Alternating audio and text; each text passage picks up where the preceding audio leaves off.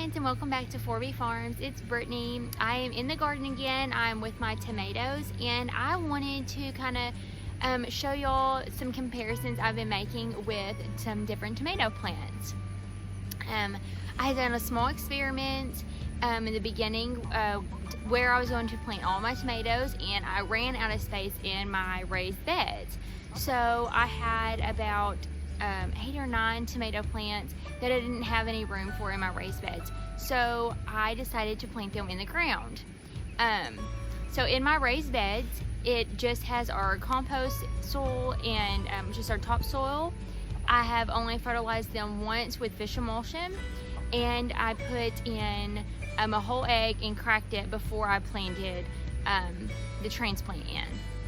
Now with the tomatoes I planted in ground, I put a handful of worm casting in the dirt before I planted the transplant, and I have not used any fish emulsion on them. So I just wanted to compare about how big the tomato plants were and how the fruit looks so far. And I wanted to just compare these and show y'all because I feel like since this is really my second season of growing, I had a lot of hesitation on actually planting plants in the ground because for one, I've never done it. So last spring, summer, I planted in a raised bed. So we had really good soil, and so we knew what was in the raised beds would do really great.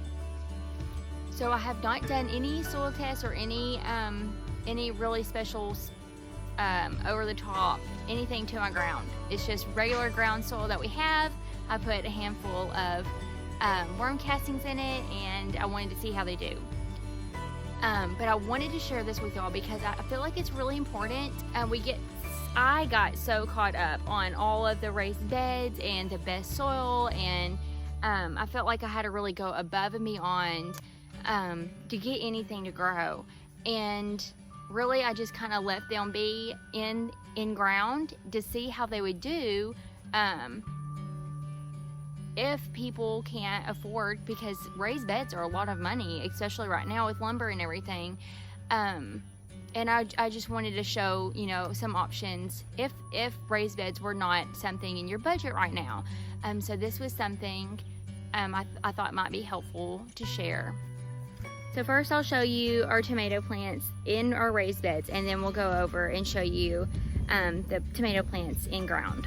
So these are our tomato plants in our raised beds. You can see they are very large. They look great. I've been pruning them. They have lots of fruit growing.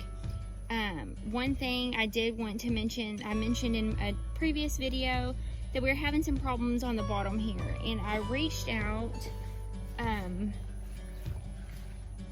So some of y'all reached out to me and informed me that it could be cat facing.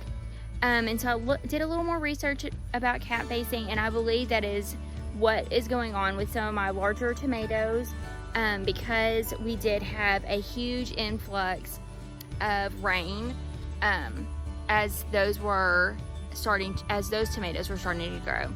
So I believe all of the moisture in the raised beds were causing them just to swell really fast, and so they split open. Because the other tomatoes that are growing are not that bad, and so they're looking a lot better than the previous ones growing. So thank y'all for that help.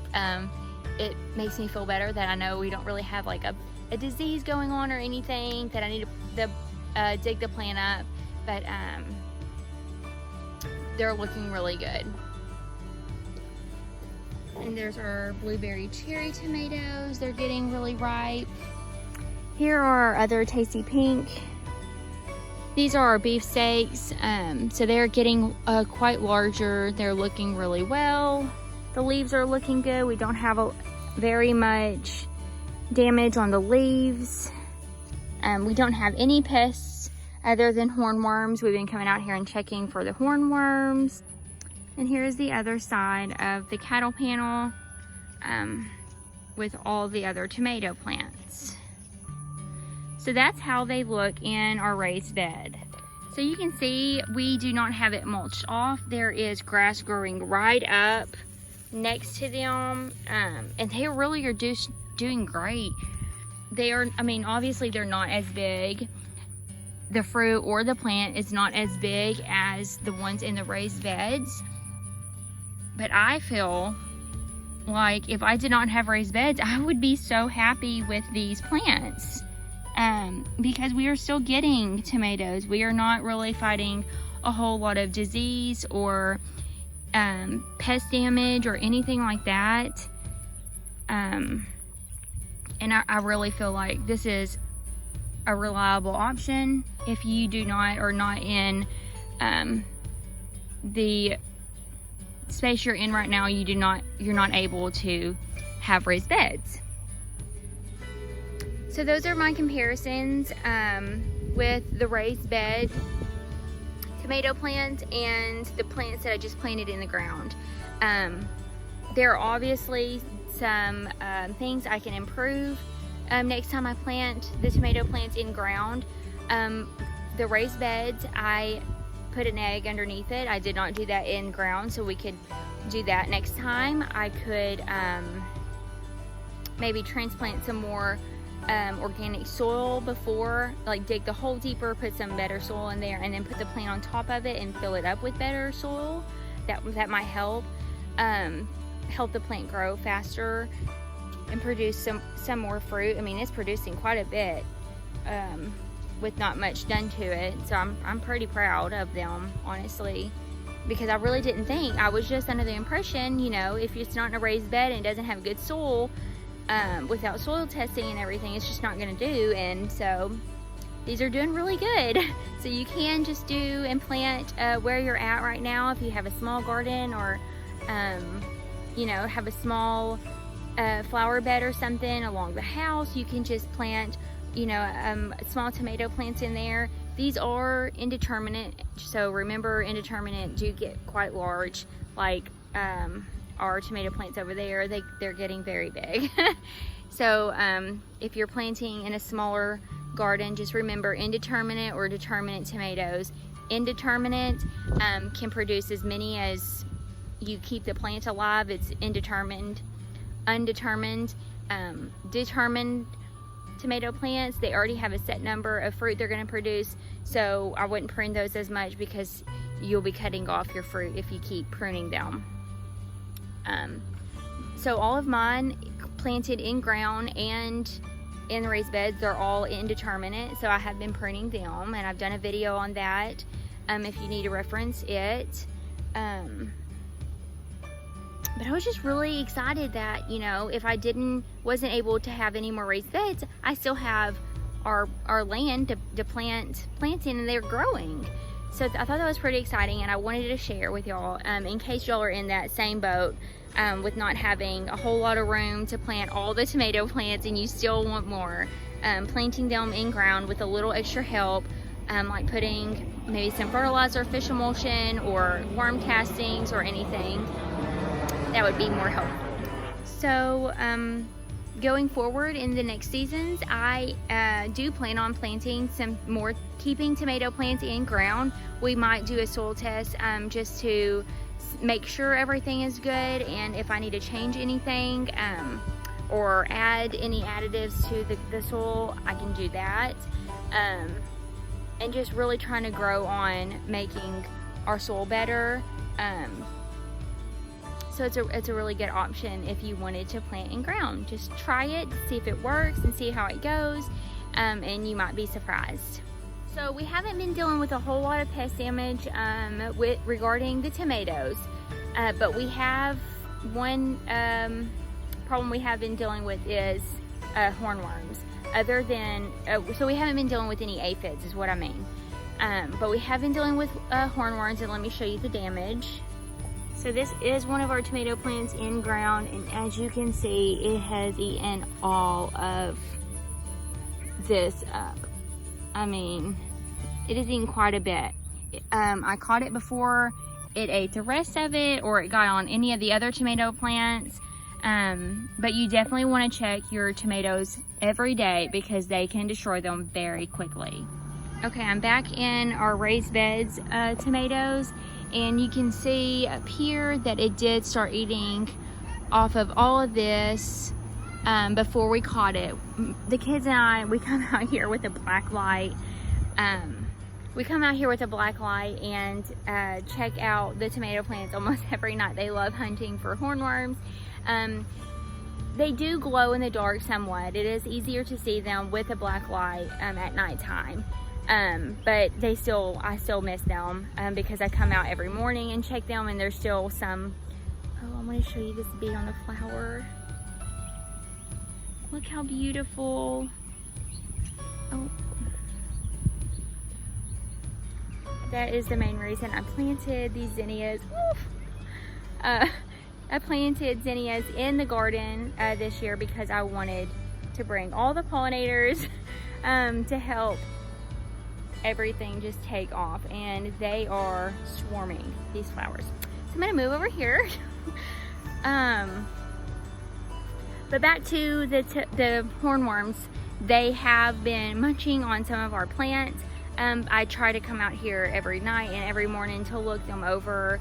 And I normally find 1 or 2 a day every time I come out here and look. So maybe 4 or 5 a day. So there's a lot of them. So just be careful of hornworms because they eat really fast and they can demolish a plant very quickly. Since I did show you the zinnias and the bees, I did want to talk about flowers in the garden. I have never planted flowers ever in the garden or out of the garden, and I started these zinnias from seeds per Jill's from Whispering Willow Farm. Thank you for recommending these zinnias because they are gorgeous.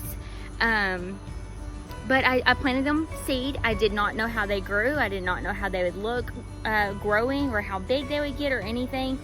And I just wanted to show you because these plants produce so many flowers from one little seed. It's amazing. Let me flip you around. So, I mean, they get really bushy, as you can see.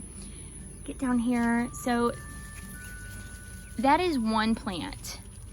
It's one stem right there. That's the main stem, and then it has these little shoots that shoot off, and they'll continue shooting off, and every shoot produces a flower. So, this one seed already has, let's see, 6 flowers on it from one seed.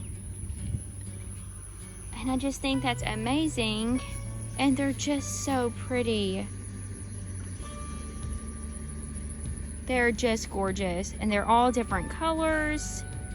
I don't remember the variety that I bought, so I'll have to go back and look, but they are just really pretty. And I did just stick them kind of everywhere I had a little bit of space. So these are our peppers and a few tomato plants. And then here is our tomatoes, and I put them at the end right here, and they're just, I just love the pop of color up against all the green.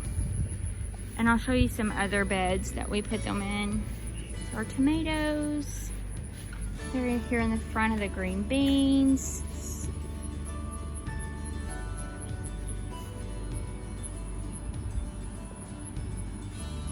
And I feel like it just, with all the color, with all the green, it's just so pretty. So I did prune the zinnias when they were smaller. I did pinch off the heads before they started bulbing up to make a flower. And I believe that is why ours on this far bed is a little bushier than the other ones to produce more flowers, is because I pinched them off and pruned them in the beginning. Because I did not prune all of them because it was very hard for me to prune them. I was afraid I was killing them, and